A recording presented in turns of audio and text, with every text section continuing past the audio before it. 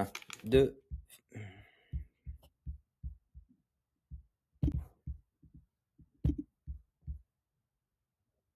Bonjour, c'est Pierre Vandamme de l'agence Fibre Digitale et Fibre Commerciale et Marathonien. Mais voilà, l'objectif, c'est pas de vous faire un coaching de sport.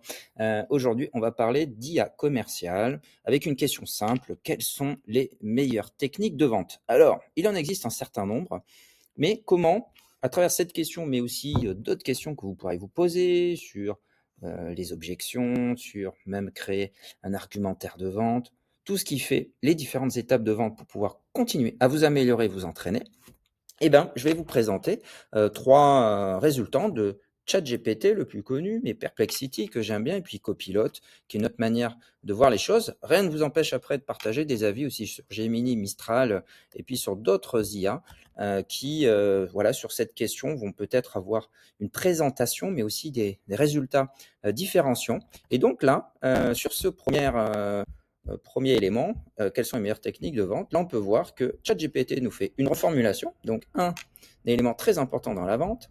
Les fondamentaux universels, donc qui nous présentent des choses. Donc là, on peut avoir la dernière version du son case avec le E, et notamment qui définit cette notion d'environnement dans les lettres pour...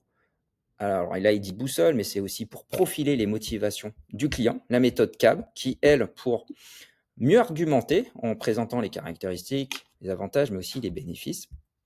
Sur la partie découverte, là, il ne nous donne pas trop d'infos. Donc là, après, on peut l'orienter en lui proposant dans le prompt ou en le questionnant sur la suite. Qu'est-ce qu'on entend par découverte de besoin? Donc, ça va être les techniques de questionnement, de reformulation et questions ouvertes ou fermées. Donc là, on peut voir qu'il propose aussi voilà, des schémas, mais il ne nous donne pas forcément les sources ou d'où cela provient. Également sur le disque, puisqu'on verra qu'il n'apparaît pas sur les autres, ça aussi c'est intéressant. Et donc là, je vais demander quelles sont les sources. Alors, il nous propose les sources en termes d'ouvrages, de références, de concepts psychologiques et marketing, donc ça c'est hyper intéressant. Également, voilà, en termes de pratiques modernes, mais il ne nous donne pas les sources au sens site web. Donc ça, c'est pas forcément idéal, voire même rassurant. Est-ce qu'il y a de la création, voire de l'invention ou de l'hallucination? Ça, c'est une vraie question qu'on peut se poser.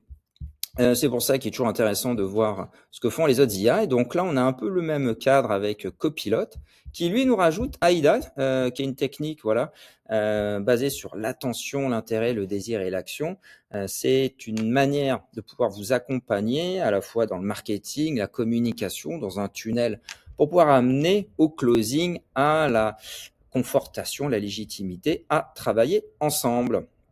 Donc là, on reste aussi sur des choses plutôt connues ou à connaître. Et là, par contre, il nous met 2 sites internet. Alors, je vous présente Perplexity, qui est lui une autre intelligence artificielle qui, elle, par contre, va nous donner un nombre de sources incroyable. Donc là, on est quasiment à 20 sources.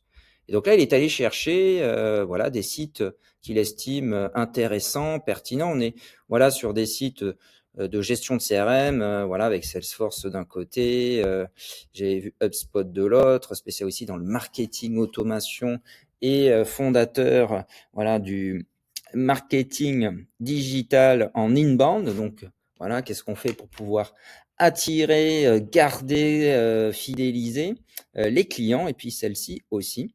Et donc là-dedans, il a fait lui-même après sa synthèse et donc il nous parle notamment du son casque, mais là sans le E. Voilà, technique Spanco, mais il ne va pas plus loin. Mais c'est surtout ce qui est intéressant, c'est voilà, l'ensemble des sources. Ce qui fait qu'après, dans le prompt, on peut l'orienter à aller plus loin. Et ce qui est intéressant là, avec notre copain Perplexity, c'est qu'il nous ouvre aussi un champ de questions complémentaires.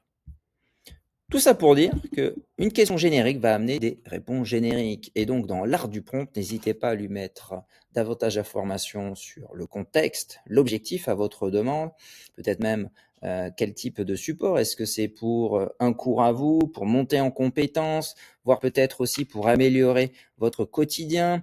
Voilà, plein de choses qui vont faire que vous êtes sur des fondamentaux de prompting et de requête et de conversation avec eux sur quelle est votre cible, quel est votre objectif, le ton, le format et également là-dedans, quel est son rôle à lui. Voilà, c'était Pierre de Fibre Digitale, Fibre Commerciale et je